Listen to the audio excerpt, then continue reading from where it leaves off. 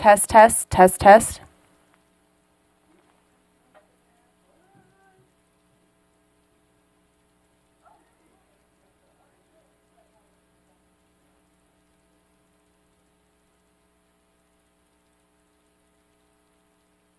Test, test, test, test. All right.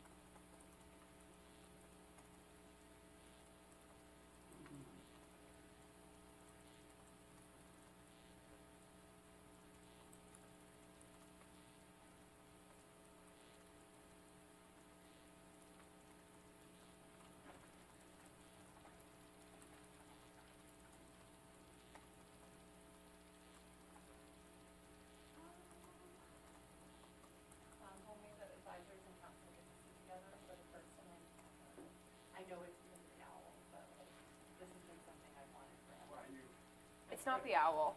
It's a new thing we did for YouTube that it will show the commissioners and the people talking at the same time. I mean, I don't love that, but Aaron, all your dreams are coming all true. my dreams are coming true.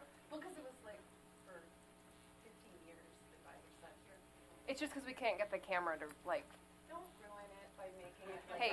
With all your Hey, technical. it wasn't my idea. It was the people complaining about the cameras. So take it up with the complainers. I just wanted to have the work that we were like all of a sudden Michael, because I always sit with Michael, and like I feel like Paul and Rod is like a taboo because we always said.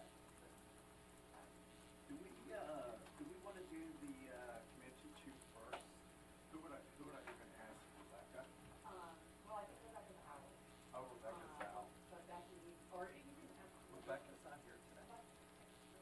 I heard that as well. I think she's out. Is everything okay? I don't know. I think she said that. But, so I hear she is out. So are we You still can gonna tell me, do- I'm gonna present it, so I will be prepared.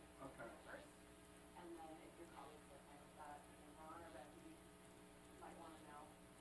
Is Leslie sleeping? All right, and should we do the community two, three thing first?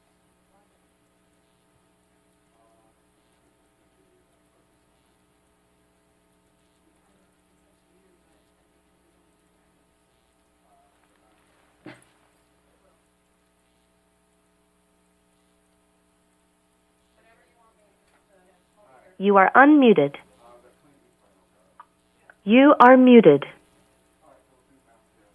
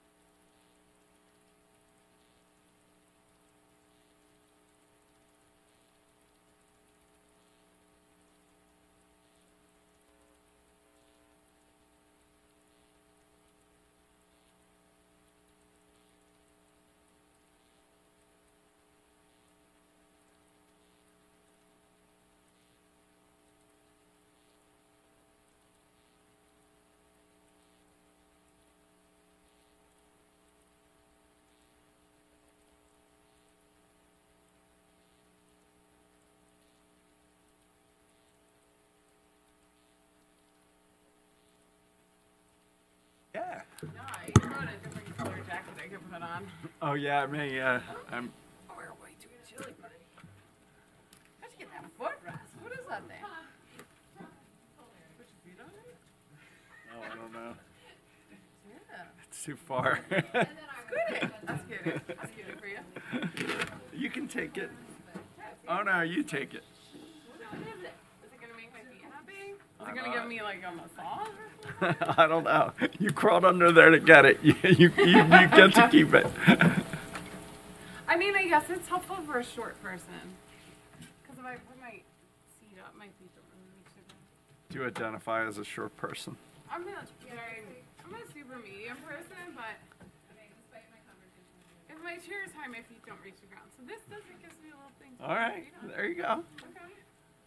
We're comfortable now. So shoes, you can go here. Just let that go. Oh, no, here we go.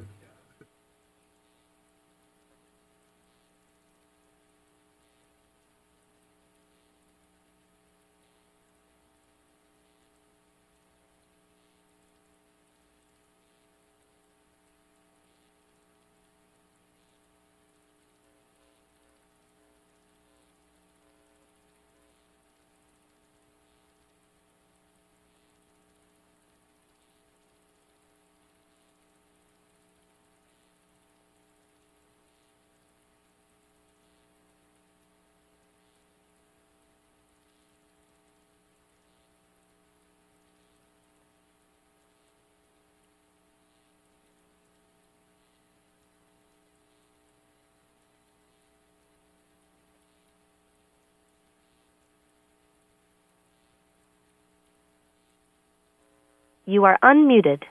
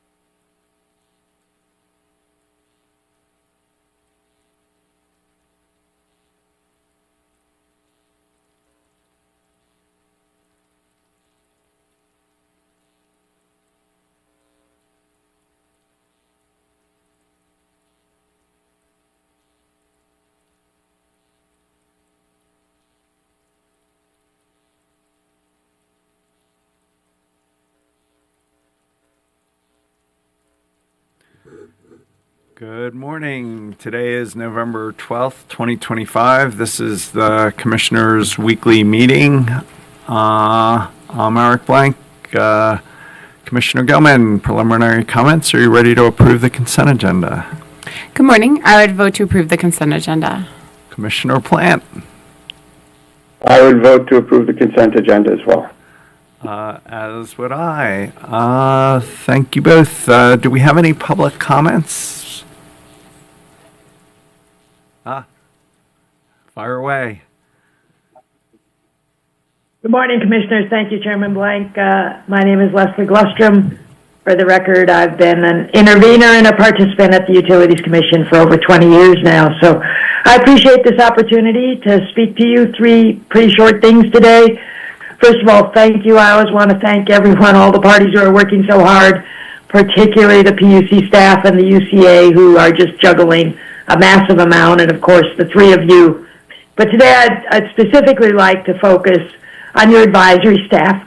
We all know they just helped author a 276-page opinion in what has been referred to as the Just Transition Solicitation, probably better called the large load docket. But, you know, I've seen large decisions before, but never anything over 200 pages. So I just want to thank them and for the help they've given the 3 of you in crafting a number of positions where you do your very best to both protect consumers and ensure reliability and all the things you have to do. So I just want to express that deep gratitude out loud. Secondly, we've talked about dog training, and I want to go back to the dog training concept, and I want to thank you for, obviously, the dog we're talking about here are the large investor-owned utilities, particularly PSCO, Public Service Company of Colorado, although generally known as XL. You know, you're doing a nice job, I think, of putting the collar on the dog, something that hasn't happened very often in the last 100 years. And you've tightened, you know, it's a bit of a choke collar, you're tightening it a bit, and I want to encourage you to keep doing that. Large dogs that have not been trained for a very long time need to have really, really, really firm hands, and much firmer than you would expect. So I want to thank you for the progress you've made, but I want to encourage you to keep a very close watch. As you know, you can tell the dog to do things, and it just has sort of selective hearing loss. And we've seen a fair bit of that already, and I want to make sure that it gets called every single time. I want to thank you for the times you've called it, and I want to hear it called every single time. You know, and keep a very, very tight collar.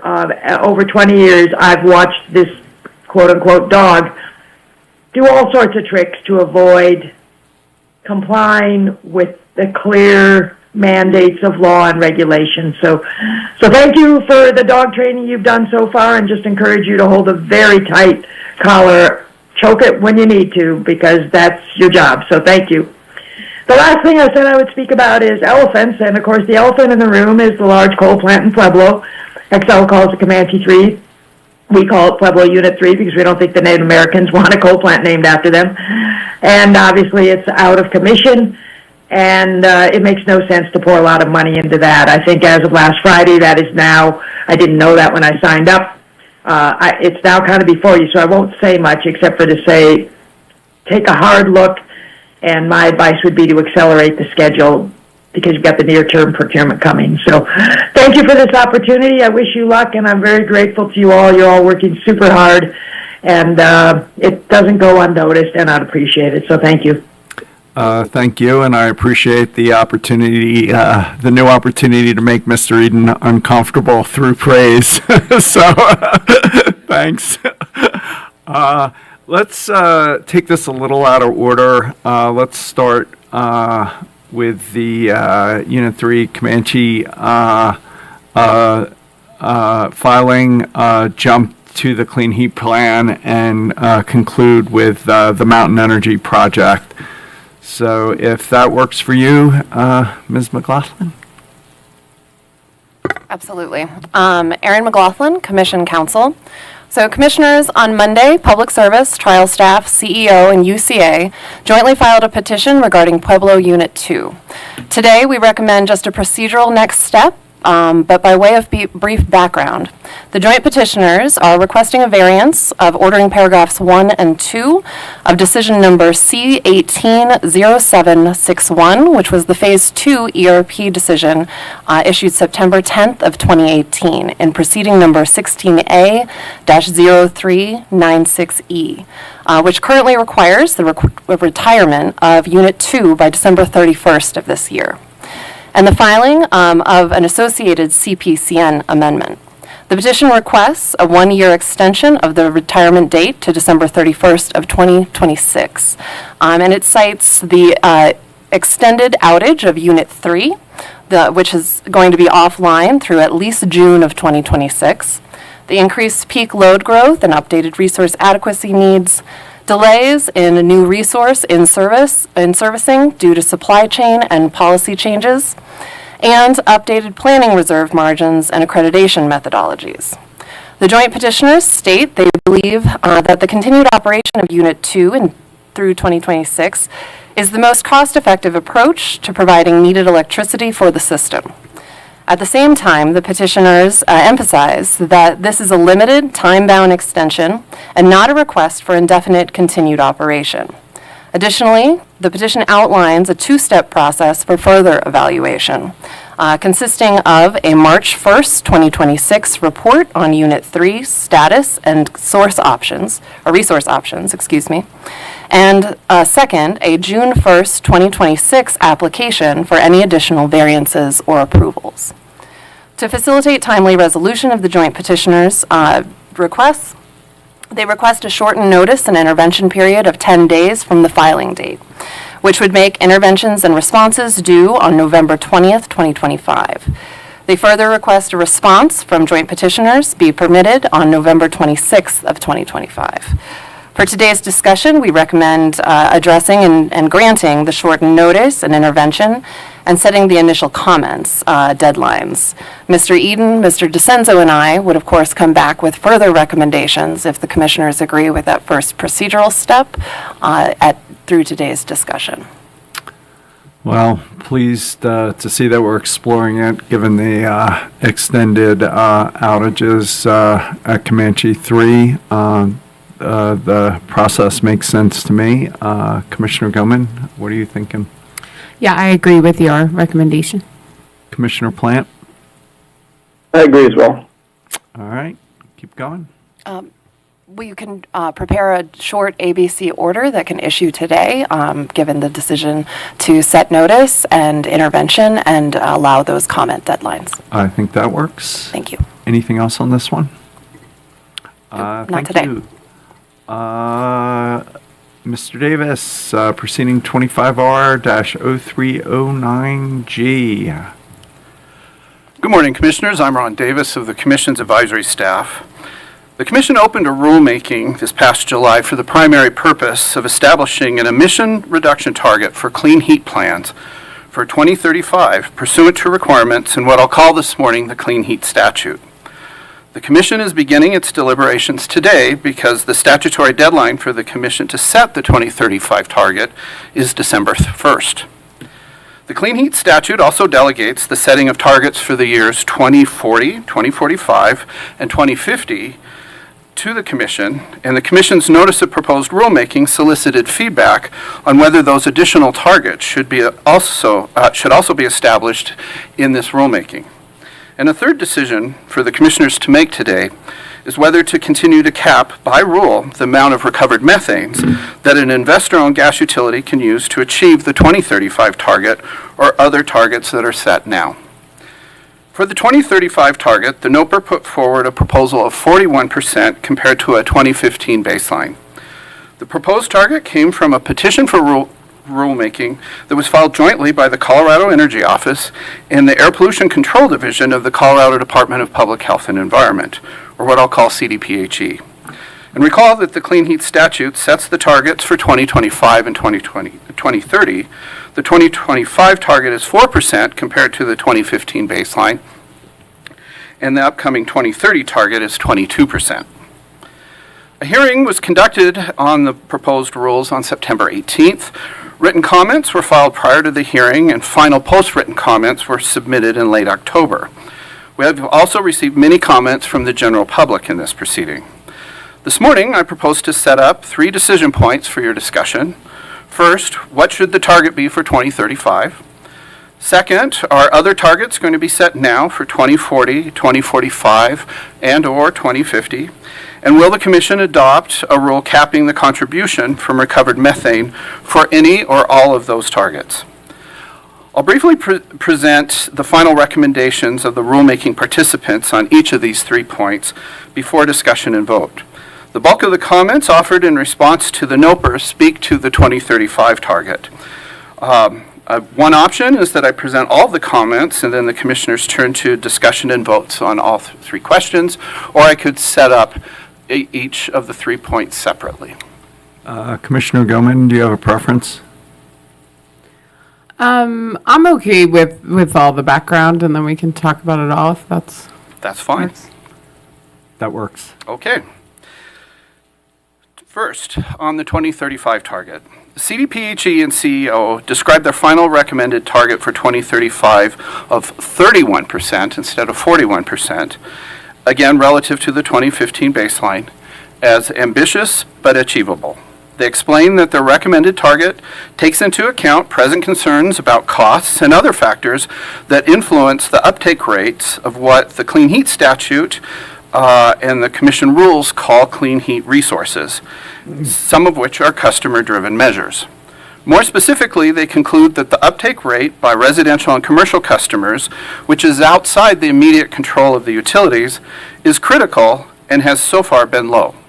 The proposed 31% target also reflects the fact that supply-side resources, such as hydrogen and recovered methane, require a long planning horizon and also face limits as how quickly they can be scaled up and on the amount of gas they can displace. With respect to the 41% target for 2035 that they initially proposed and the Commission used for the NOPR, they conclude that a utility achieving a target as high as 41% is now questionable, largely because customer uptake is low. And they explain that most electrification by customers to date has been partial. That's where customers electrify some gas appliances, but not all. They further agree with the utilities that there's a need to take time to implement new gas-reducing initiatives, and we are only at the starting point of the transition for gas utilities towards lowering their emissions. They encourage the utilities and the Commission to use the next 10 years to evaluate and approve not only clean heat plans, but also gas infrastructure plans and non-pipeline alternatives that will continue to direct where and how utilities invest in gas infrastructure. It's likewise notable that CDPHE and CEO suggest yet another future rulemaking to reevaluate a 2035 target. They conclude that as more information is gained about the utility's implementation of clean heat plans, it may be reasonable to determine if a 31% reduction remains ambitious, considering that new data and information. Now we'll turn to the utilities.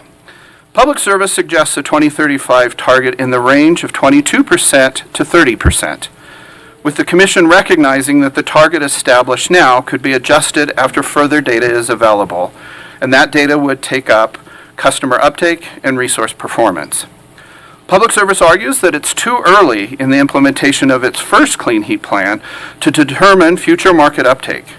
Public Service thus encourages the Commission to allow the market to more fully develop and to gather the necessary data to allow the Commission to make a more informed decision on targets in 2035 and beyond in future proceedings. Public Service further suggests that the Commission, no matter the target it sets for 2035, affirm that the cost cap in the Clean Heat Statute retains an important role and remains applicable to future Clean Heat Plan filings. Furthermore, in its response comments filed before the September hearing, Public Service observes that there's great uncertainty in how to assign, through a 2035 Clean Heat Plan target, the gas distribution utility's entire sector's required contribution to the Colorado economy-wide targets for that year. Public Service notes that by setting a target in this rulemaking, the investor-owned utilities will become the first sector in Colorado with a 2035 greenhouse gas emission reduction target. However, there are other sectors in the Colorado economy, such as agriculture, and there are remaining emissions outside of the utilities emissions in the residential, commercial, and industrial sectors. And those sectors have no reduction targets, but contribute nevertheless to statewide emissions. Public Service also highlights that the record in this rulemaking reveals no agreed-upon methodology to determine the exact contribution of any given sector to the economy-wide targets, and there remains a range of possible greenhouse gas emission reductions from the clean heat plants that could contribute to the state's 2035 economy-wide target. Atmos Energy Corporation suggests that the Commission not increase the target for 2035 above the statutorily established target of 22% for 2030. And that's because clean heat plans have yet to demonstrate that a 22% target is achievable. Atmos further highlights that the Commission has an overarching duty to ensure just and reasonable rates for customers. So rather than adopting the 41% target that was set forth in the NOPR, Atmos asked the Commission to recognize the reality of the regulated gas utilities working towards a 2015 baseline despite years of growth on their systems over the past 10 years. Atmos further faults the proposed targets above the 2030 target level for failing to acknowledge that customers continue to demand natural gas service in Colorado and nationwide. And like Public Service, Atmos argues that the cost cap used for the assessment of the earlier of the clean heat plans should also apply to all plans filed to meet the 2035 target.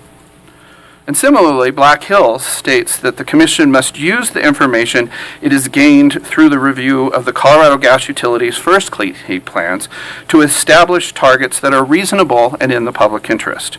However, Black Hills concludes that this information today suggests that even the targets established by the legislature for 2025 and 2030 are not achievable without incredible investments. And more generally, Black Hills concludes that it's unrealistic to set targets below a 2015 baseline anyway, because utilities have experienced and continue to show significant growth since that baseline year. In complete contrast to those positions, Sierra Club, the Southwest Energy Efficiency Project, and Western Resource Advocates, who I'll collectively call the environmental organizations, argue that factors the Commission considers when establishing the 2035 target should also include the factors that are laid out in the Clean Heat Statute for when the Commission established the targets after 2035. So that means the target should be proportionate to the residential, commercial, and industrial sector's contributions to the greenhouse gas emission reduction goals and the savings achieved or projected to be achieved in other sectors of the state's economy. The Commission should also take into account the commercial availability of technologies to achieve emission reductions. And along these lines, they conclude that the 41% target proposed in the NOPR will not be enough from the gas utilities for Colorado to meet its overall targets, and that the 41% level fails to reflect expected technology adoption of beneficial electrification, or what we'll call for short BE. They go on to present a highly technical critique of the approach used by CDPHE and CEO. For instance, they conclude that there is strong evidence that BE adoption will follow what's called an S-curve, which is contrary to the linear extrapolation, that is assumed to be used by CDPHE and CEO. And later they argue that certain assumptions made by CDPHE and CEO regarding expected decarbonation rates by sectors are not reasonable, and that they distort the analysis necessary to set a 2035 target. Based on their own analysis, the environmental organizations support a 2035 target of 55%. This 55% ties to a broader recommendation that the Commission establish the targets through 2050, where the 2050 target is 100% of the 2015 baseline, or in other words, zero emissions. I'll note that other organizations participating in the rulemaking also support the 55% target. They include the Colorado Communities for Climate Action, a separate group of 21 other environmental organizations, and Green Latinos.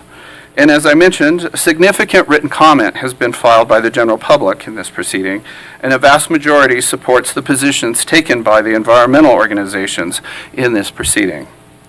In addition, the City and County of Denver suggests that the Commission establish a 2035 target of 41% at a minimum. Denver emphasizes that local governments have been aligned with the state government in responding to climate change and have demonstrated a willingness to bring local resources in support of project development and implementation. Denver posits that while the 22% target for 2030 may still look daunting at this point, the pieces are increasingly in place to shift the market in favor of BE. And that shift is likely to accelerate in the coming years, and especially from 2030 onwards. Therefore, Denver argues that it's imperative that the Commission adopt a 2035 target that, at a minimum, maintains the trajectory established by the legislature. And the Kohlberg Foundation generally urges the Commission to increase the clean heat targets from the 22% target for 2030 for 2035 and beyond. It states every dollar gas utilities spend on unnecessary fossil fuel infrastructure today creates a multi-decade liability for Colorado utility customers and the public. In contrast to those comments, the Colorado Office of the Utility Consumer Advocate attacks the entire clean heat paradigm set forth in the Clean Heat Statute, including its directive to the Commission to set a 2035 target by December 1st of this year. UCA raises concerns about the premature retirement of long-lived assets, prompting accelerated depreciation and hence increased rates for gas utility customers. UCA also stresses that the cost to implement clean heat plans is a fundamental part of a clean heat statute and is relevant to this rulemaking. Labor interests are also weighing in. The Laborers International Union of North America, Local 720, Pipe Fitters, Local Union 208, and the Colorado Building and Construction Trades Council, AFL-CIO, also object to the proposed 41% target for 2035. They call it unreasonable, and they fault the Commission for not considering financial costs, the technical feasibility, the effect on jobs, the effect on ratepayers, and the effect on communities. They conclude that the rulemaking should be terminated as premature and incomplete, and in their response comments filed before the hearing, they further observe that none of the gas utilities is on a path to achieving a 22% target for 2030, and that all are already exceeding the statutory cost cap. They conclude that the Clean Heat Plan statute is a failure and will continue to be a failure, and setting a higher goal above 31% is, under these circumstances, reckless and a waste of time. The American Petroleum Institute likewise suggests that the Commission vacate this rulemaking. API generally argues that the absence of evidence on the record on the key issues of cost, ratepayer impact, and the appropriate influence of a cost cap and reliability suggests that a 2035 target adopted today would be arbitrary and capricious. The Independence Institute also asked the Commission to reject or revise the 41% target for 2035 to ensure cost effectiveness, investor confidence in the utilities, and protection against regulatory takings claims. And Pueblo County argues that its residents can enjoy no BE opportunities because Black Hills electric rates are high and their incomes are low, and adds that because they take gas utility service from Xcel Energy, they face the risk of higher gas rates as a result of that utility's clean heat efforts. Pueblo County further endorses an affirmation of the cost cap in the clean heat statutes. So those are the rulemaking participants' positions on a 2035 target. And I can move on to the next set of comments, which is much briefer, I promise, on the 2040, 2045, and 2050 targets. That'd be great. CDPHE and CEO state that based on their analysis and the fact that there remain many unanswered questions about clean heat plan implementation, customer participation in programs, and costs, the Commission should not adopt targets beyond 2035 in this rulemaking. They reiterate that the Commission needs time to understand the impacts of the clean heat plans and other efforts to reduce greenhouse gas emissions before setting those future targets. And while they also agree the Commission should evaluate gas utility investments and work to ensure that investments align with the state's long-term goals, They conclude that such evaluation of investment should be done in utility-specific proceedings and not in clean heat plan proceedings or this rulemaking. The three gas utilities are also uniformly opposed to the Commission establishing targets beyond 2030 in this 2035 in this proceeding. They also suggest instead that the Commission evaluate future targets after resolving future clean heat plan filings. In contrast, the environmental organizations contends that it's necessary to develop all four targets, that is 2035, 40, 45, and 50, to avoid various pitfalls of short-sighted thinking. For example, they argue that myopically focusing on 2035 risks putting gas utilities behind schedule in reducing their emissions, and this could require a costly, abrupt increase in covered emission reductions in future years to get covered emissions back on the track, increasing stringent statewide goals. And in support of setting goals for 2035, 40, 45, and 50 at this time, they argue that the expansion of the methane gas system and achieving Colorado's statutory goals are fundamentally at odds, and the best way to provide the gas utilities a clear directive to cease their expansion is to set those future targets. Most public comments submitted into the proceeding and comments from Denver agree with the environmental organizations. Notably, Denver suggests that if the Commission determines that there's not enough information to set targets after 2030, it should nonetheless set a 2050 clean heat target of 100% emissions reduction against the 2015 baseline, because according to Denver, that target aligns with existing statutory requirements. And then turning to the third item is the recovered methane. CDPHE and CEO recommend that the Commission decline to set a fixed amount of recovered methane that utilities may count towards that 2035 goal or later targets. They specifically take issue with the environmental group's legal analysis of the recovered methane components of the Clean Heat Statute, and they conclude that the Commission's general authority over investor-owned gas utilities, coupled with its statutory direction to determine whether to allow gas utilities to use recovered methane, and the statutory instruction about how to determine whether to set recovered methane limits, taken all together, means the Commission has the flexibility and discretion to set firm or flexible recovered methane limits or not to set any limits at all. Public Service and the other utilities object to the Commission capping recovered methane contributions at this time. Public Service suggests that the Commission should instead evaluate proposals in clean heat plan proceedings and render decisions that do not limit the development of the recovered methane market. Public Service states, however, that if the Commission concludes that a limit is necessary, it agrees with CEO and CDPHE, who put forward a second best option, and that limit should be no lower than 25% of the emissions reductions associated with each target. Atmos stresses that recovered methane is unlike the other clean heat resources because it does not rely on changes in customer behavior or preferences. Atmos further suggests that the cost profile of recovered methane will continue to evolve from the levels the Commission has assessed to date.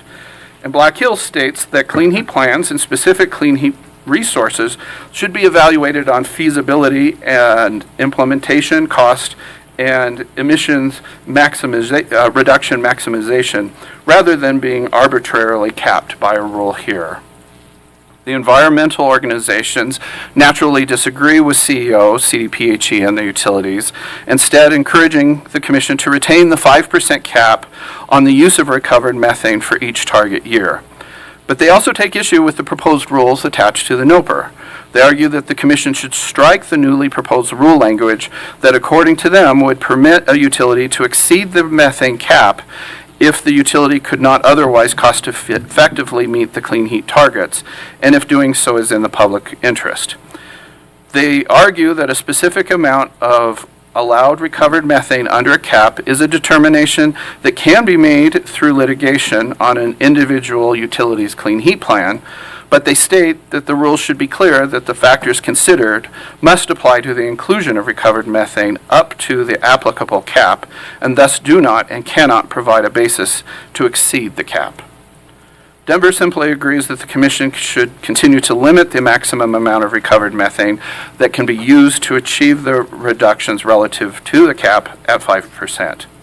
So that third and final decision point is whether the commission will adopt a rule setting a cap on recovered methane contribution towards the clean heat targets that are established in this rulemaking, and if so, the level of that cap. Commissioner Goldman, anywhere you'd like to go? Yeah, I mean, I guess to the first decision point on the 2035 target, I personally would support the 2035 savings goal from the NOPR, and that was originally identified in the petition of 41%. Despite signaling some acceptance of a lower goal, CEO and APCD provided compelling reasons why benefits are assumed to be considerable and likely in excess of the planned cost for CHPs. The original 41% that was proposed looks to me to be far better supported than the kind of meet you in the middle approach of 31%, which doesn't appear to be justified as really tethered to the statutory language around being in line with the residential, commercial, and industrial sector's contribution to statewide greenhouse gas pollution. In preparation for the original petition, the agencies completed a linear regression model of the established contribution amounts to obtain the 2035 mass-based clean heat target at 41%. And while I appreciate some of what I see as kind of a shift in language toward just bending toward the goals and progress toward the goals, I don't personally see that ambiguity in the statutory language.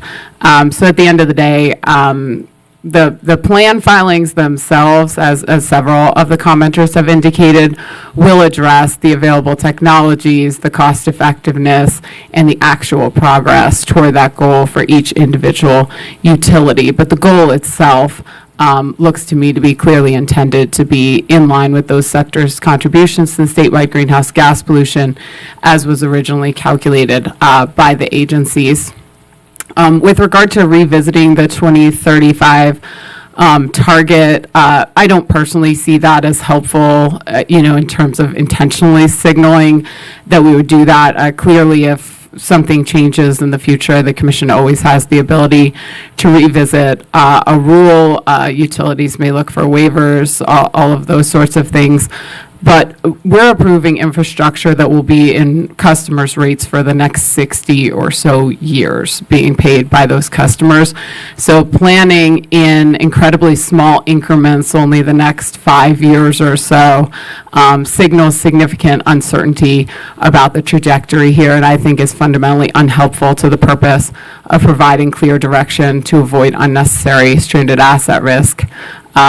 Like I said, clearly, if things change, the commission always has the ability to revisit the rule, but I would not personally signal that as our intent, as I just see that unhelpful in planning for a long-term system and these very long-term investments that we're fairly consistently asked to approve. So maybe I'll stop there with regard to the 2035 target.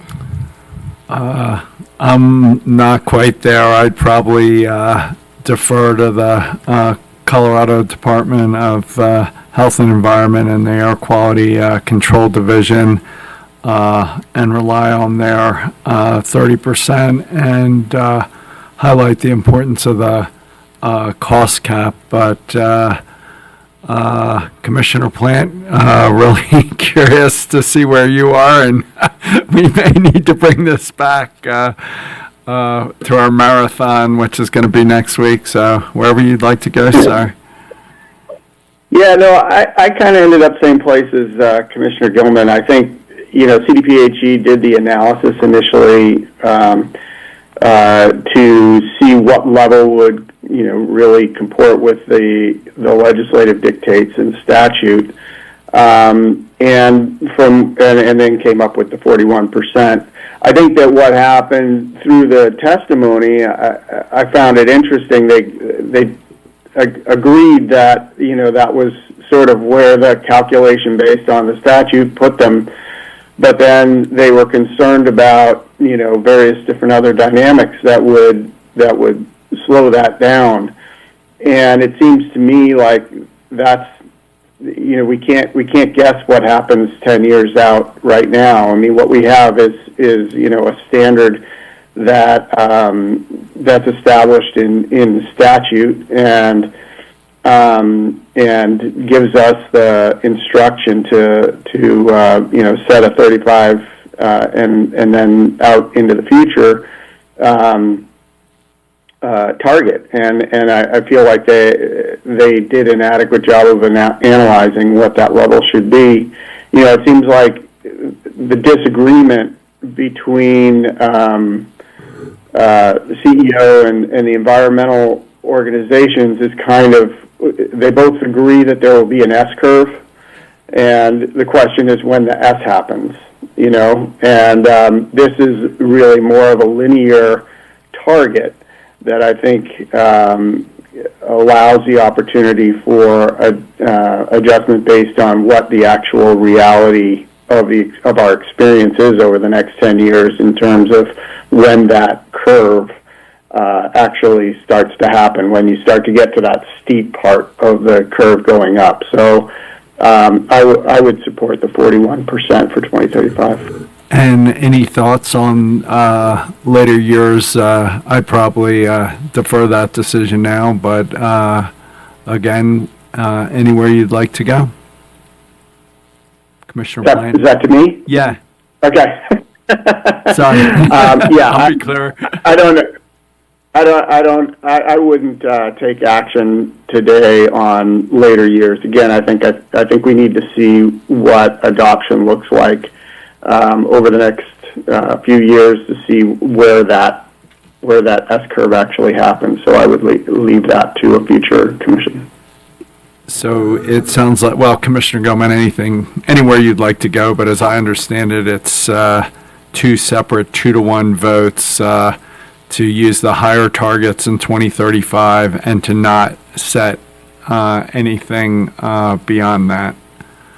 Yeah, so I hadn't actually addressed the longer term goals. I was talking about previously, the end of my last remarks was around the suggestion that we should revisit even the 2035 goals in the interim. We'll start over. No worries. So just to clarify, that there was a suggestion we even revisit the 2035 in the interim, which I had said I believed was unhelpful and just hadn't addressed the longer term targets yet. So I don't know if you wanted to address specifically the idea of revisiting the 2035 targets with regard to my prior comments, or just move on to longer term. Do you have any comments on, Commissioner, plan on revisiting the 2035? No, I mean, I would, set the 2035 as I said at 41, and then, as I think Commissioner Gilman pointed out, there's the ability to revisit rules exist for future commissions if they should so see that a necessity. So with regard to the longer term targets, I'm really struggling with this one. In part, I understand there's probably more information to come. At the same time, we already have the statewide trajectory set in statute.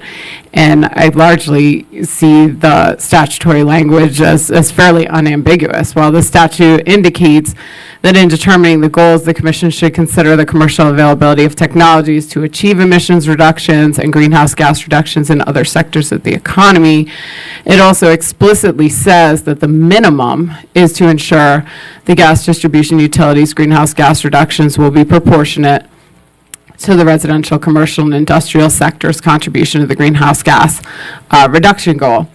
And so, I feel like there's a lot of nuance being read into something where I'm not necessarily seeing it. Yes, those things could be considered, but there is still a statutory minimum as to how this should be calculated. And so, I might be able to get around today to not setting those targets, but there's really no debate here that the statewide greenhouse gas reduction goal by 2050 is 100%. And so, as Denver points out, perhaps it's at least useful to indicate that, while I understand from the comments, there's a general sense that, while certain sectors could perform better and certain sectors could, make up the slack and others underperform, 100% is 100%. And I think what troubles me is we see constantly in proceedings a concern around not having clarity on the future of where these greenhouse gas reductions are headed. And I think statute actually gives us a significant amount of clarity there.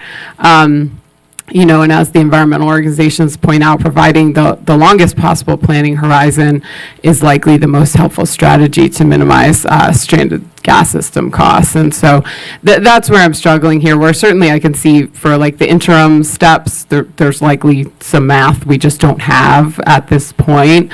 But at the same time, I really struggle with kind of consistently seeing this in proceedings and seeing this uncertainty or lack of clarity, whereas I think there actually is a lot more clarity than we're giving it credit for in statute, and perhaps it best serves us and best serves the utilities and all the stakeholders here to at least acknowledge the 2050 goal and what that certainly seems to imply for the gas utilities greenhouse gas reductions by that point in time, which I think could be very helpful in ensuring that in any way possible we minimize the stranded asset risk by looking to kind of at least that end game in the greenhouse gas reductions for the state. Can I just ask you how you struggle with the cost containment cap? The legislature asks us not to spend more than a certain amount, and it also asks us to hit certain targets. So, and if it's not possible to hit the targets at the cost containment cap, something's got to give. So it's not absolute. So I'd just be curious if you have any comments on that, because we have no idea really at this time how much it's going to cost to hit those targets, which is sort of the basis with my discomfort about going beyond 2035. Yeah, and I think it's worth pointing out that the cost caps are a few things. The cost caps, first of all, are applied to the plans, not to the targets or the goals for greenhouse gas reduction. It does not appear in the section where they ask us to set these future targets. They're pretty explicit that they need to essentially be proportionate to those sectors' expected greenhouse gas reduction to meet those statewide goals. Where the cost cap comes into play is in the plans themselves to see if what's being presented looks to be in the public interest. And clearly, the commission's also been given the authority to modify those plans to go beyond the cost cap if we determine that to be in the public interest. The state agencies here put forth some information that they really expect the benefits to exceed the costs, even in the loftier goals, because there are really considerable benefits to the reductions here across the board and the benefit stream. So I think some of that is to be determined as we see a lot of this play out and really see the cost trajectory of some of these technologies and solutions that we're looking at. And certainly we are in the early days of this transition, as we pretty regularly recognize.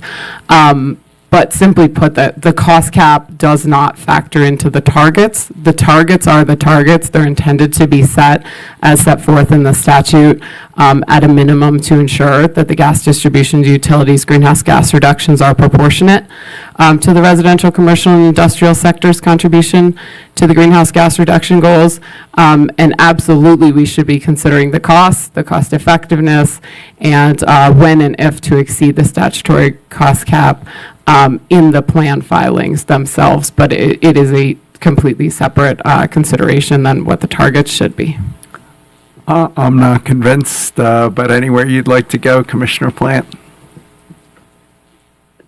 Oh, I don't think I have anything to add, really. I mean, I think that we evaluate the costs when the plans are proposed, and I have no idea what the costs of technologies will be, 10 years from now. But, that's something that, future commissions will evaluate as plans are submitted. I think our responsibility here is to set the target consistent with statute, and I think this does that. So just so I'm clear, you're setting 2035 at 41%, and what are you doing exactly after 2035? Oh, so I would not set additional years. I mean, I think Commissioner Gilman proposed we restate the statutes 100% by 2050, which, you know, that's fine with me. I mean, that's just a restatement of what's in the statute. You know, the difficult part is picking the interim goals. I don't think we have anywhere near enough information for the years beyond 2035. And, you know, specifically as it relates to, you know, the trajectory of the S-curve and the timing of the S-curve, I think that'll become more apparent as we get closer to those dates. So, as I understand it, we have a 2035 goal we're setting now. We're restating the statutory goal for 2050, and we're declining to do anything in the middle. And it sounds like you disagree with that outcome, Commissioner Gilman. I think my first preference would be to follow Boulder's recommendation and make clear the 2050 target within the rules. I don't think it's very ambiguous. But if I can get you both to agree, I would settle for having decision language that says, well, we don't think the end trajectory is unclear. I think the statute speaks for itself. Would you say that any different, Commissioner Plant?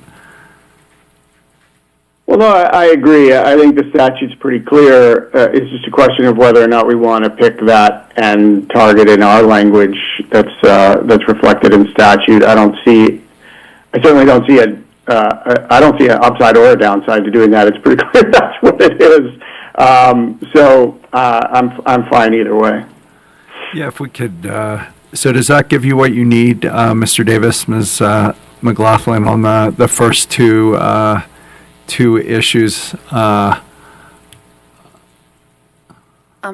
I believe it does. I think that there is a 2-1 vote to set the 2035 target at 41%.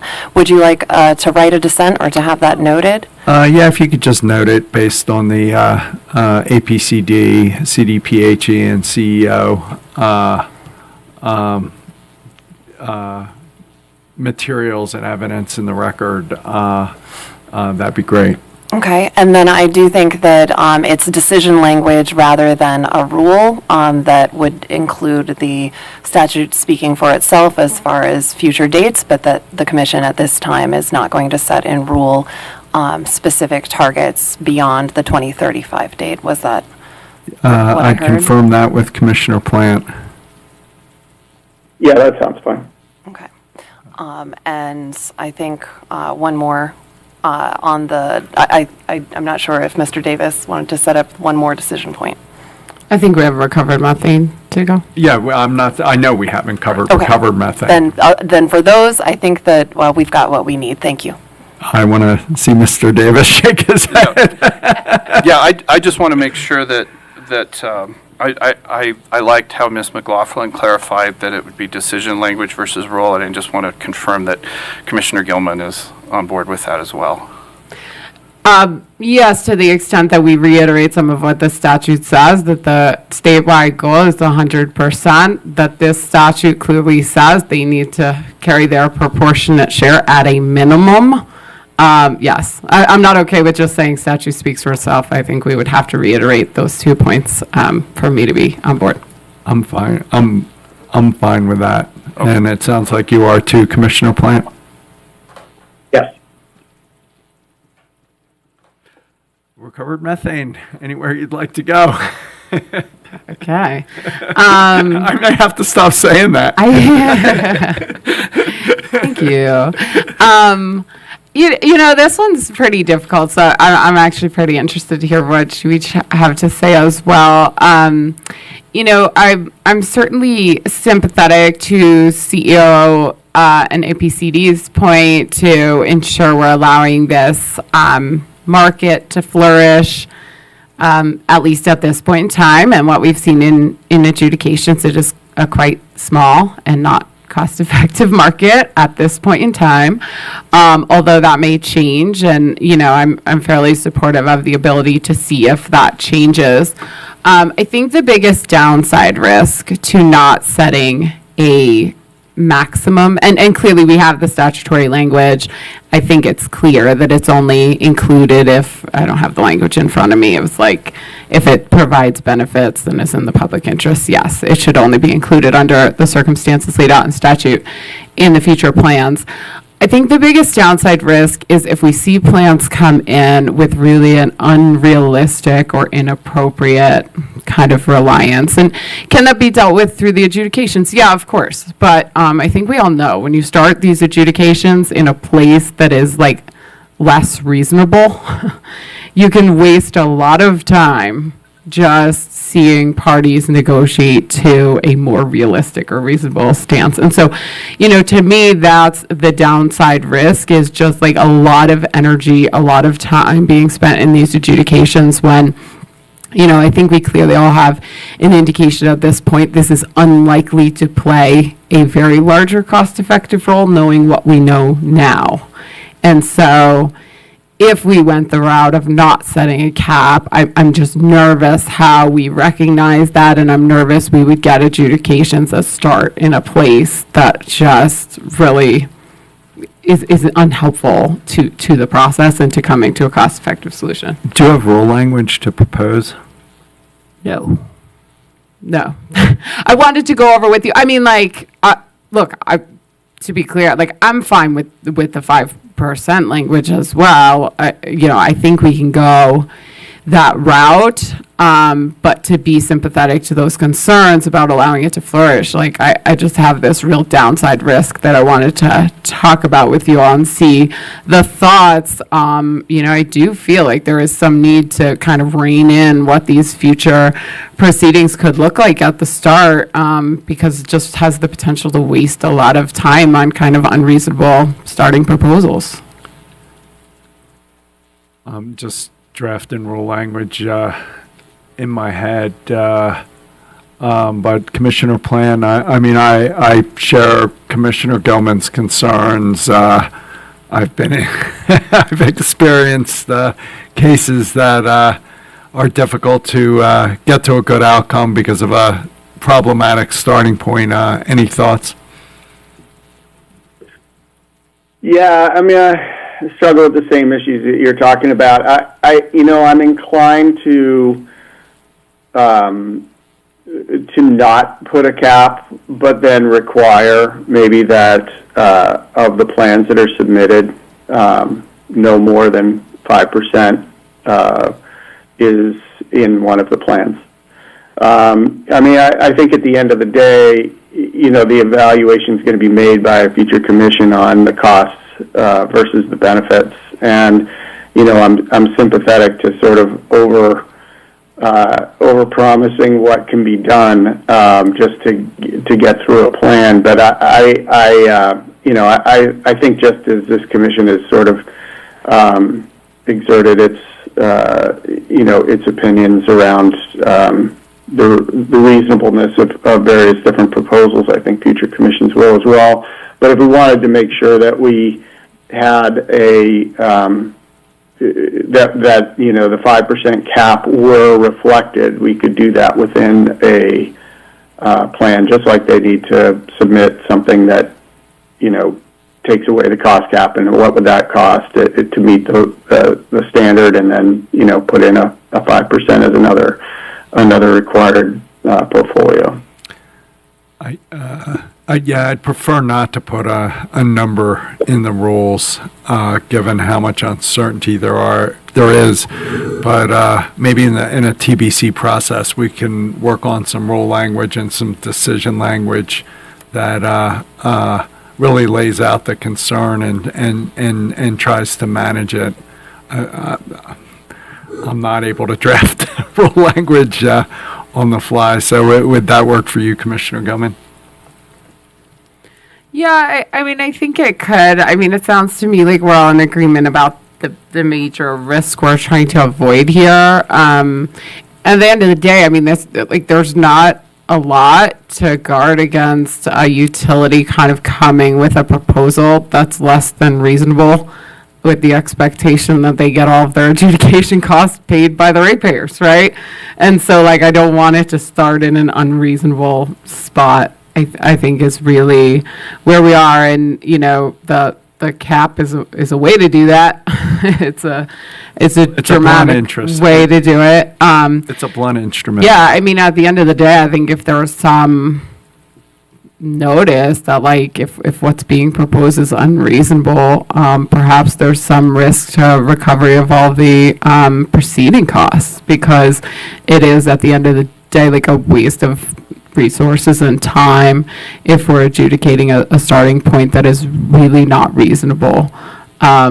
So I don't know if that would be a decent warning, but that's my main concern around this point. I'm happy to see something that looks realistic and cost effective, and I'll be very unhappy to see proposals that are not realistic and cost effective. I'm fine having some rural language that says something about unreasonable proposals, may put at risk cost recovery or something like that.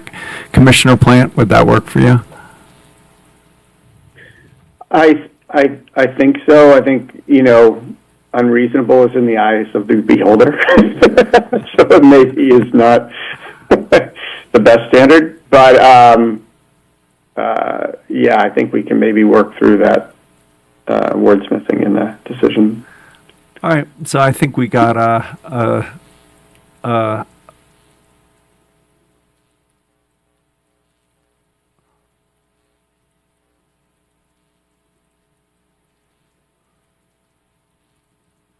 think we have a TBC order. If we have to bring it back because we're struggling with the language, we'll bring it back, but hopefully that gives you enough to work with. I think it does, if I could just get some clarity so that I'm understanding correctly. I think that you do want rule language in this set of rules that Correct. says that you're not, you're, I believe, retaining flexibility, but that you want to have it clear in the rule that plans shall have a reasonable setting. Yes. And the decision language can make clear the concerns and risks laid out by Commissioner Gilman and agreed to by both commissioners as well here. I think Mr. Davis and I will discuss where in the set of noticed rules that would go, and that could be circulated through TBC is your intention. I think that works for me. Did you have something to add, Mr. Davis? Only that to remind you that what was noticed was Rule 4728, which lays out the target. And it's within that rule that the cap on recovered methane is addressed. And then the only other rule that's there is on the approval of a clean heat plan. So if what you have in mind has to do with something, an assessment of what is filed, something that happens earlier in the proceeding, those rules aren't in play, according to the NOPR. So I just wanted to clarify that before we concluded discussions today. I think I'd be happy to look at the rule language and the decision language and invite my colleagues to do the same and see if it works or not. And if we have to bring it back, we'll bring it back. Do you want to go into a different place, Commissioner Gilman, or? No, I think that's fine. I'm just thinking back. I actually don't have the exact rule language in front of me, but in the rule from the NOPR, we had the cap, but then also kind of reiterated some of the statutory language about the benefits that would have to be shown by it. So it might be worthwhile to evaluate. It's possible that entire section of the rule does not come out, and that we just retain, that portion without the numeric cap to ensure that we're recognizing those requirements as well. So probably have to take a look at it, but it might be worthwhile to retain those other components even if we get rid of the numeric cap. I'd have to see language to say anything in response. Mr. Davis, anything you'd like to clarify from the three of us while we're here? No, not today, thank you. Okay. Commissioner Plant, anything else before we move on? Nope. Thank you both. Let's see, Mountain Energy project 25A044EG. Commissioner Gelman, anywhere you'd like to go? You mean it this time. I do mean it this time. Excellent. I'm really here today to give you all just a preview and understanding of the initial decision that I've provided to each of you with regard to the Mountain Energy project. I'm not planning to go into the procedural background much, but Thank you. you're welcome. It still won't be super short, but we have Mr. Reitz here. If you have any questions, especially about the procedural background or positions, and happy to get you both briefed on that. But really, I was wanting to just take you through that initial decision to provide some background on that. So just for clarity, we're here talking about a $155 or so million project proposed by Public Service Company of Colorado with regard to capacity needs on the Eastern Mountain gas system. So I'm happy to share this initial decision with you both on the Mountain Energy project, and wanted to review a few key terms of the settlement, a limited number of modifications or clarifications that I suggest we require to ensure the settlement agreement is in the public interest, and lay out some important takeaways from the gas planning process as I understand it from this adjudication. So I plan to take you through all of that, and then be happy at the end to hear any feedback, questions, concerns, etc. So does that work for you? That'd be great. Okay. Just kind of to put the punchline first, despite what I'll describe as some very sincere concerns about the planning methodology, I will recommend to you that we accept this settlement agreement with certain relatively minor modifications to ensure it's in the public interest. In the end, the value of avoiding a far costlier gas infrastructure project and taking a giant leap in the implementation and planning of MPAs to further reduce the risk of stranded assets across the system in the future overcome the shortcomings of the company's case. Additionally, I think it's fair to recognize that we're really in the midst of this transition on the gas system, and I don't believe there's really ever been the sort of scrutiny on gas planning that there is now. Conventionally, it seemed some extra capacity was generally seen as a good thing, kind of a mentality that we'll eventually use it, even if we don't use it right away.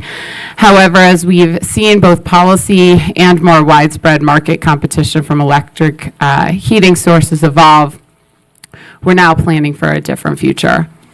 Now, instead of having to worry only about the risk of underbuilding, the risk of overbuilding, infrastructure that may never be fully utilized and result in stranded assets is also a primary concern.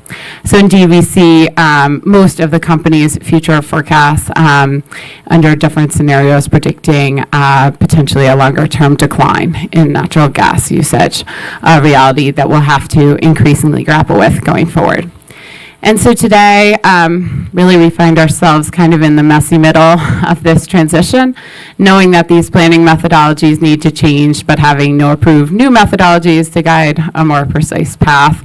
And I think you'll see the nuance of that in my decision that I recommend to both of you, which means both acknowledging the company's stated reliability concerns on this record, and acknowledging there's no current alternative calculation that shows there is no shortfall here, but also pointing out real concerns with the methodology as we move forward, and pointing to additional proceedings like the ongoing GIP, the upcoming Clean Heat Plan, and interim regulatory filing identified in the settlement agreement as venues where we can and must address improvements to the calculations to ensure the system is not being oversized, especially given concerns about the change in direction expected with regard to usage of the system. And in this transition, it makes a lot of sense to pursue no regrets actions like the NPA portfolio put forth in this proceeding without delay, as that's a key tool to aid in all of our understanding about how to provide ratepayers with meaningful, lower-cost alternatives to traditional gas infrastructure to avoid stranded asset risk. So getting into the settlement agreement a little, as you may or may not recall, a shortfall was identified at the tail ends of certain areas of the Eastern Mountain Gas System around 2022, although not brought forth to the Commission for some time after that. It was a result, as described by the company, of both growth in the Eastern Mountain Gas System area itself, which broadly includes a lot of areas in Grand County, Summit counties, as well as additional growth in the Denver Metro and Northern Gas systems, which pull gas off the system before the Marshall Compressor Station, which is the main feed up to that Eastern Mountain area. Both the local growth as well as the drop in pressure coming through the Marshall Compressor Station to feed the area were identified as causes of the shortfall by the company. There are still some unanswered questions, frankly, about why, with such a large calculated shortfall, the company only identified it in 2022. There was undisputed evidence in this record indicating at some reasonable growth rates, it's possible this shortfall began around the year 2000. To make matters more complicated, the company ran through several potential ways to get additional gas capacity into the area, all of which were expensive and complicated given the routing and intense complications of the geography in the mountainous region. I think it's important to note that the gas infrastructure solution that the company used to compare to from a cost-benefit analysis standpoint was essentially a larger liquefied natural gas solution, which they call the hub and spoke model. There was no piped solution to this problem available or presented by the company. So this proceeding benefited from testimony and involvement from several parties like UCA, staff, CEO, SWEEP, and Mountain Communities Coalition, or MCC, which was basically the county and local governments in Summit County representing their interests. We received a settlement agreement which included all parties except UCA. We had an evidentiary hearing where UCA and I questioned witnesses, and UCA's witnesses were also questioned. So the settlement agreement identifies a pathway for the relative near term while recognizing that the paths between deciding on more NPAs or more supplemental supply, which refers to liquefied natural gas or compressed natural gas or a combination thereof, did not diverge until around 2030. So instead, the settlement agreement, instead of setting that longer-term path, the settlement agreement sets up an interim regulatory filing for 2028 to set the longer-term path forward at that point in time, essentially taking the learnings and outcomes of other filings in the meantime to further refine the planning at that point and to understand progress of the project up to that point. Further, the settlement identifies that MPA implementation, which is incentives to reduce the gas peak demand through electrification without gas backup and certain DSM measures, will begin immediately. It agrees to study the inclusion of air-to-water heat pumps, a point that was advocated for by MCC, given that a high percentage of the heating systems in their area are hydronic. I added a little detail in the decision here, which I'd like to draw your attention to.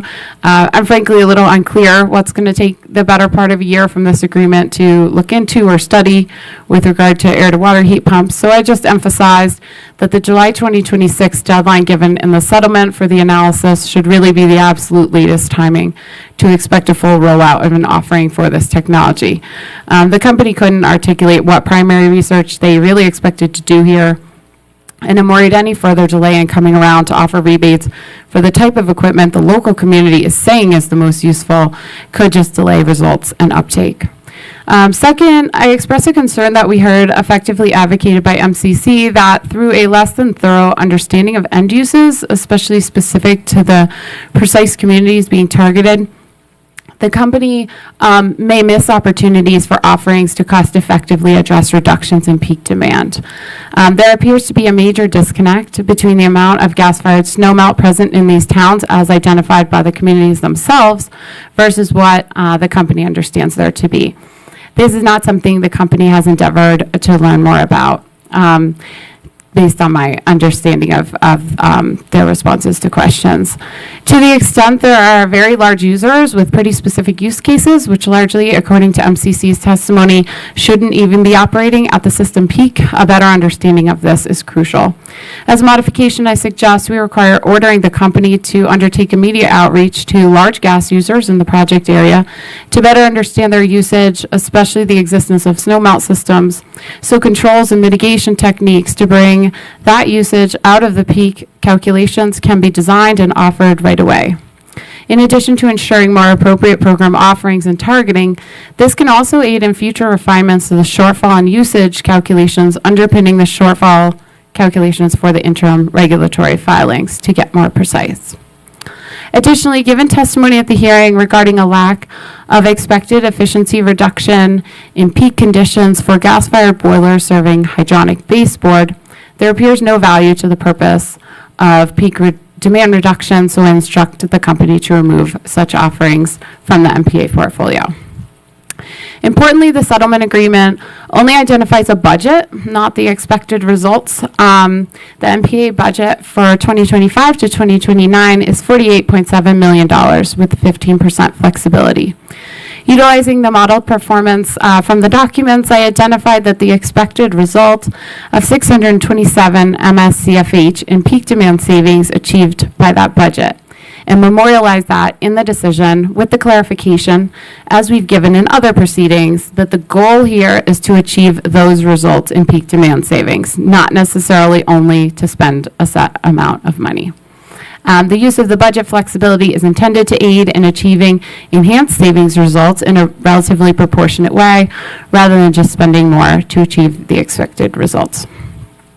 As part of the settlement, the company agrees to bring forward the residential electric heating rate pilot earlier than originally anticipated, now by July 2026.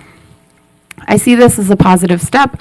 However, given the statutory requirement of avoiding cross subsidies from other customers and the real lack of precision with which we have seen the company modeling the magnitude, flexibility, and other key features of the electrification load associated with space heating, I have concerns that additional information will need to be obtained in the interim in order to properly adjudicate this July 2026 filing. Notably, the company has fully deployed advanced metering infrastructure for its electric customers, which should be capable of identifying, tracking, and trending information associated with heat pump heating. In order to properly adjudicate how to even calculate cross subsidies in July 2026, I recommend that the company needs to immediately utilize these tools available to more accurately make the required calculations. Otherwise, I worry we could squander the potential usefulness of such a filing by not having accurate enough inputs to properly calculate those rates. Regarding the supplemental supply, the company requested a CPCN for compressed natural gas, or CNG, in Keystone, and liquefied natural gas, or LNG, in Breckenridge. This is an interesting application of a CPCN because the settlement also sets up the interim regulatory filing to be made in 2028 to take a closer look at the requirement for and any sizing of supplemental supply at that time. So the decision clarifies what is being granted here, since CPCNs are conventionally for more permanent infrastructure. So first, on sizing, the settlement does not identify the agreed to amount of CNG, although I assume it's 2 tanks as put forth in the company's testimony.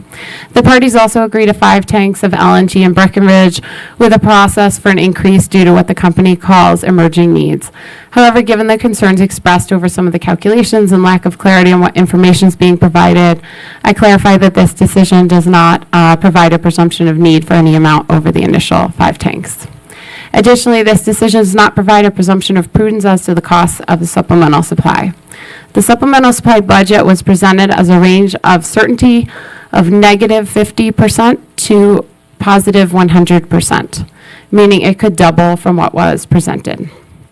And by the end of the proceeding, it was clear the company had already purchased the LNG equipment itself and knew exactly what piece of land was being used and the cost used for that piece of land, yet provided no clarification as to the project cost. Therefore, the company will need to bring forth the costs associated with the supplemental supply to a rate case for consideration. And last, this approval is made through the interim filing, where a new path may become more clear as the most effective going forward. Based on the settlement agreement, the company intends to seek cost recovery of the supplemental supply portion of the project from only its gas customers. For the MPA portion of the project, it intends to split the cost 50-50 between gas and electric customers using the DSMCA riders respectively. I did point out in the decision this is entirely to offset a gas system need and costs, so the inclusion of cost responsibility for electric customers seems premised on the concept that the electrification will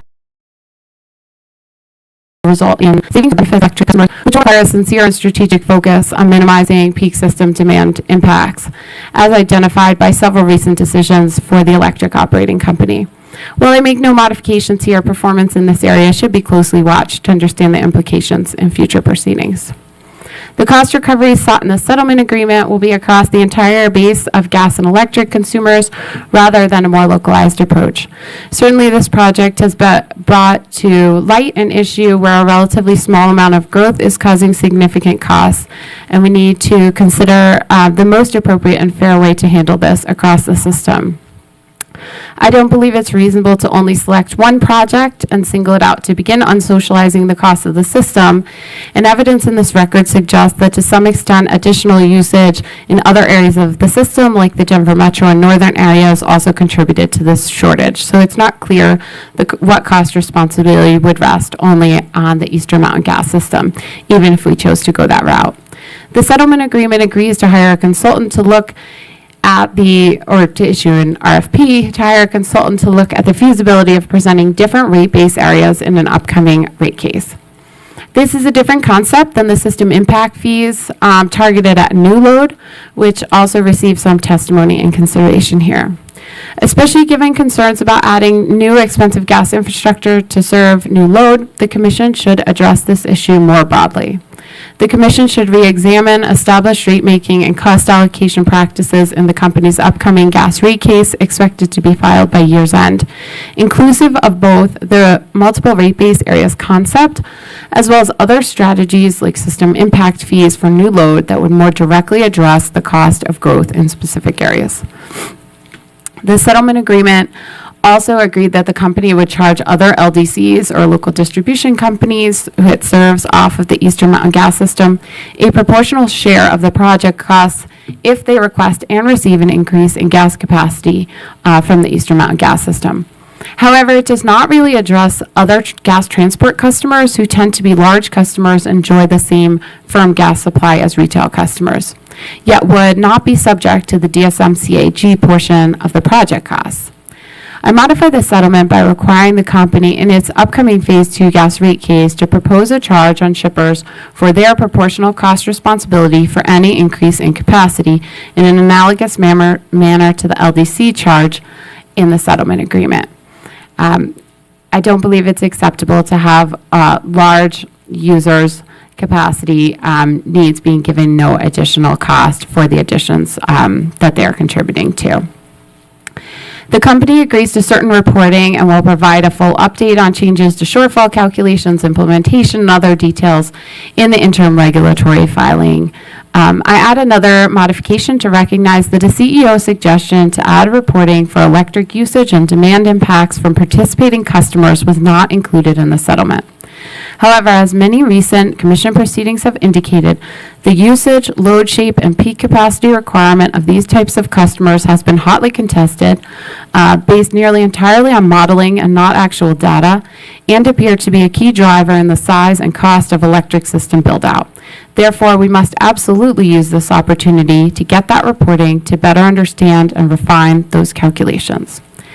I expect the company will be working closely with MCC moving forward, and sincerely hope that that relationship is very helpful to ensure a swift and thorough rollout and implementation of the MPA portfolio. It's my sincere hope, if there are any issues in that rollout, that we hear about them long before the interim filing to ensure we have the greatest chance of success at rolling out our first large MPA here. In addition to the settlement agreement, I also tried to lay out additional findings within the decision for you to really memorialize a lot of what we learned on this record in this proceeding, to be able to package those thoughts and understanding of the process and bring them forward in other proceedings like the GIP, to look more broadly at these processes, to modernize them and ensure that many of the concerns expressed by UCA, MCC, and others around the precision of some of the portions of the calculation can be properly followed up on. I felt this summary was necessary also as the settlement agreement effectively sidestepped many of the important issues around these calculations, which I feel really require follow-up in other proceedings to ensure some progress is made in improving the precision given the policy changes that are currently underway. First, forecasting is not mentioned in the settlement agreement, and despite a specific directive in the GIP docket, which was 24M-0261G, rejecting a base forecast that ignores major implemented policy like the Clean Heat Plan, this base forecast did not make those adjustments. I think in this case that may be a timing issue based on the filing of this proceeding and that decision, but I just think that's an important thing to point out for future expectations and changes. Also, there were critiques that the company used a design day temperature not seen in more than half a century, and that may not be representative of a condition that would be experienced widely across the Eastern Mountain gas system. The relationship between usage and ambient temperature, which the company shows correlated at more moderate temperatures, is just assumed to continue in that relationship to the very extreme negative 39 degrees Fahrenheit range, which is what they use for their design day calculations. Several challenges were brought to the ability of load to continue to grow rather than to max out at some portion of equipment at this temperature, which is a full 24 degrees lower than the design temperature used to size most mechanical systems in the area, according to MCC. Improving this would likely require a significantly greater understanding of the end uses to much better understand how usage looks at extreme cold temperatures to ensure it's modeled realistically. All that gets to the shortfall calculation. Then the size of the storage of the supplemental supply. The company uses a Monte Carlo simulation to look at the potential duration of an extreme cold weather event. The event that they use was modeled off of copper weather data rather than Dillon, which is used for the design day calculation. And that simulated a 99.6% probability of an extreme weather event, which for these purposes was actually considered to be negative 9 degrees Fahrenheit at that copper weather station, not lasting longer than 49 hours. Both the compatibility of these temperatures as well as the appropriateness for what level of certainty should be used for the sizing should be further explored in future proceedings. For example, looking at the simulation information provided, it looks to me as if going from 99.6 to a 99% probability may reduce the storage capacity by more than half. And finally, after the above steps, the company claimed in the hearing to have intentionally added another step in building redundancy into the sizing of the CNG, resulting in a storage capacity about 70% over what the company claimed was needed for storage. Based on the calculations that we've seen have been required in case a valve or another component were to fail. So you'll see more detail on my understanding in these methodologies based on this record in that initial decision, and it's really my hope that we can utilize the depth of information that was developed in this proceeding to move those learnings into other proceedings where we can more squarely address the capacity planning and design day methodology more broadly. So as I said in the beginning, despite these concerns, there remains a possibility of a shortfall in this area, which may put customers at risk. And the specifics of the gas system outage lead to, as you're aware, a much greater risk for customers than, say, on an electric outage, which has a much quicker potential restoration time. So I believe the implementation of the MPA portfolio immediately presents a significant opportunity to avoid more costly options, to partner with the local community on a solution set they wholeheartedly support, and to really advance the implementation and understanding of MPAs more broadly, while also collecting really valuable data to assist us in system planning. So that was as quick as I could do it to run through that, and happy to hear any questions or your thoughts. I just want to start off thanking you for your leadership and taking this on, and for a really thoughtful process and decision. Just greatly appreciate your leadership. So thanks for that. And overall, I strongly support the overwhelming majority of the decision, but do have one aspect of the UCA's opposition statement of position and case that I'd like to ask you both to reflect on over the next week before we vote on it, mainly having to do with cost recovery and socializing all the costs over all customers. And I just say, for me, this record is unambiguous that new customer and demand growth in Grand and Summit County is a key contributing factor to the supply shortfall within the Eastern Mountain Gas System, and I'll just call it EMGS, and the new infrastructure needs, even though it may not be the sole cause.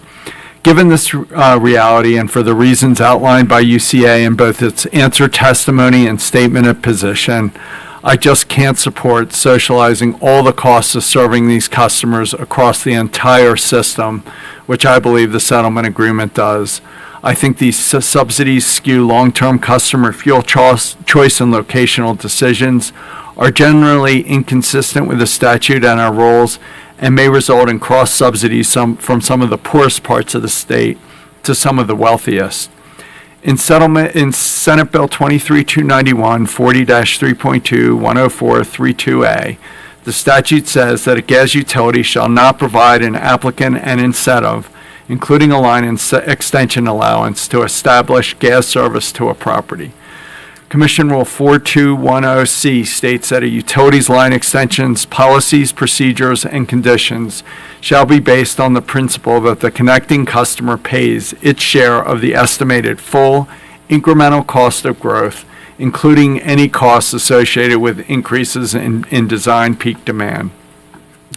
As such, I'm struggling to see how socializing the EMGS build-out across all customers complies with the statutory rule, and also some of the comments we made in our prior gas rate case decisions that have now been expressed over multiple years and situations.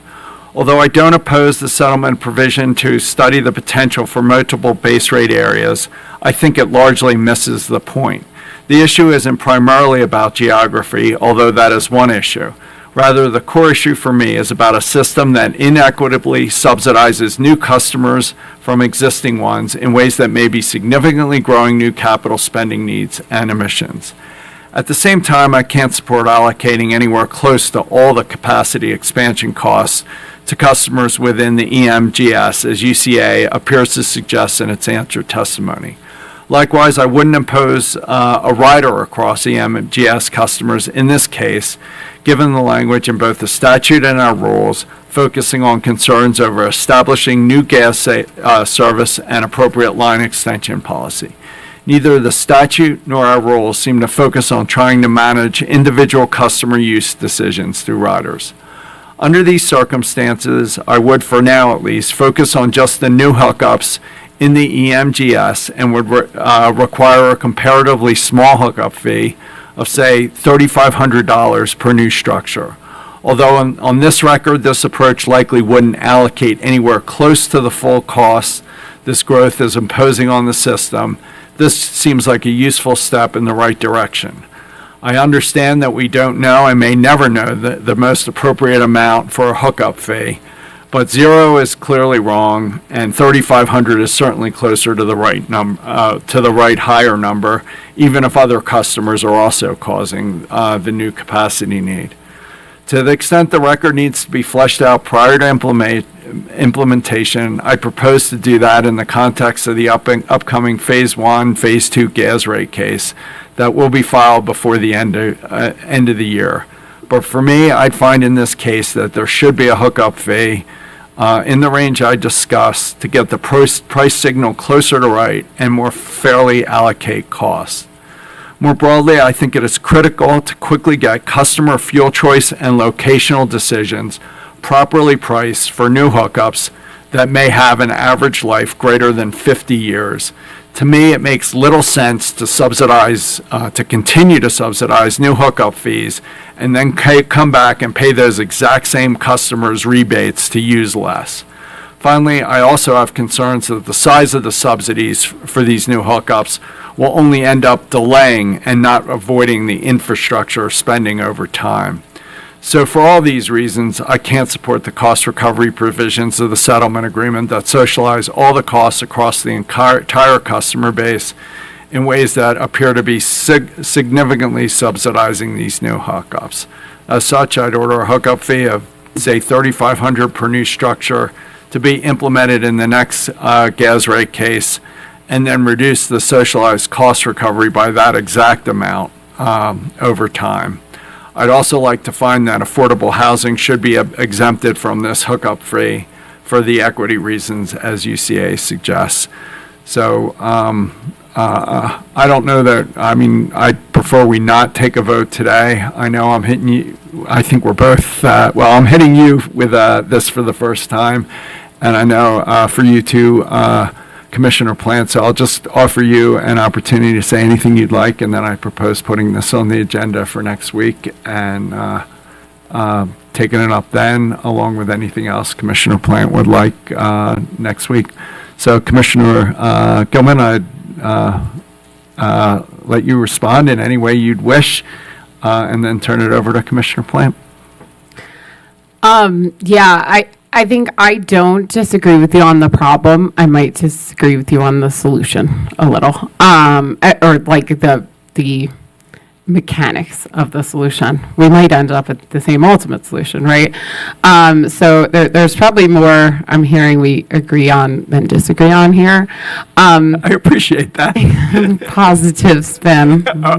Well, maybe I don't. It's not my normal. I actually point out in the initial decision, this has significant costs per customer. If you look, there's about 33,500 customers in the Eastern Mountain gas system. If you divide out the cost of this project just per customer in the Eastern Mountain gas system, you're at about $4,600 per customer. If you look, and it's a growth that's causing so if you look only at the past few years of growth at approximately 8%, which I think is what was described by the company, that's about 2,680 new customers. That is a far more troubling number of about $48,000 per customer that's been added. Part of the difficulty here is we actually heard in public comment, those customers had no idea that it was costing this, right? We had people at public comment say, I'm on planning and zoning or whatever. We'd never heard that this is something we should be avoiding. And so, hopefully we can find much better coordination here. I think part of that issue is it doesn't appear the company identified this shortfall for a significantly long amount of time. So I'm totally on board with you in concept that there are certainly indicative results from some of what we saw in the 2024 gas rate case, that there are at least instances where new growth appears to be significantly being subsidized and being a cost causer rather than a cost helper on the system. I think probably where we differ is in how we fairly apply that across the system. I also agree with you to bring this to the upcoming gas rate case. I think my preference, as I've stated, is that this should be something that is looked at. Yes, it's regional, right? It's local to some degree, but should be looked at for the entirety of the system in application rather than as a single project. So I think that's the difference in how I would approach, I think, essentially the same problem and potentially even the same desired eventual outcome. But that's it for now. I wouldn't disagree with you if I hadn't been through 2 rate cases already where we've been trying to solve this problem. And this record is pretty clear when you divide $150 million over less than 3,000 customers, that the level of contribution I'm suggesting is only a fraction of of the actual cost. And I don't want to let the perfect be the enemy of the good, because in this area, I don't think the perfect is possible. Commissioner Plant, anything you'd like to say? And we're not going to vote now. We'll bring this back next week once we all have a chance to talk to advisors and counsel. But I thought the UCA made a very compelling argument that I largely agree with. So, comments, thoughts, questions? Yeah, well, first of all, thanks to you, Commissioner Gilman, for taking this on and for your really thorough evaluation of both the proposal and the testimony and the settlement. Particularly for putting on your engineering hat and getting into the MPA budget and really focusing on outcomes as opposed to just a budget, which I think is, we always, have to return ourselves to what the point is, and the point is actually accomplishing the goal, not spending the money. So I really appreciate, and also using the AMI to get better information around, how we evaluate the impacts of the various technologies and in achieving that goal. So I really appreciate the decision and how you dove in. On the UCA issue that the chair brings up, I'll also, share those concerns and share the impacts, concerns around the impacts of this growth and how we fairly attribute this. But I need to take the week to kind of look at what the implications are of the proposal and how we can accomplish the objectives in the most equitable way that we can. So I'll take a look at that over the next week and look forward to talking with you guys about it next week.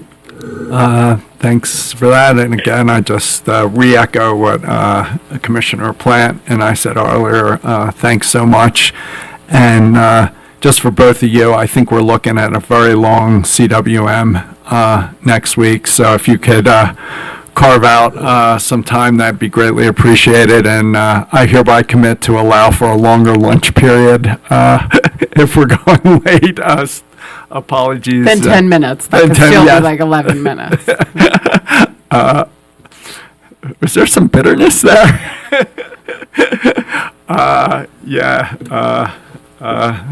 Deliberating on low blood sugar is a bad idea, so I apologize. You're right. Anything else, Commissioner Gilman, before we adjourn today? No, nothing additional. Commissioner Plant? Nothing additional, thanks. With that, we're adjourned. Thanks all.